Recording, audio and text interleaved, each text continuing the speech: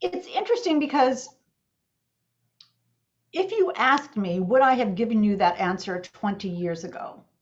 I might not have been able to deconstruct my thought process about why I became a journalist first and then a writer. I'm not sure I would have connected it.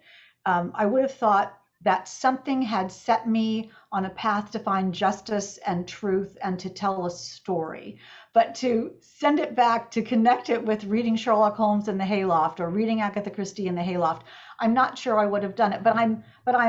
I love how much sense it makes.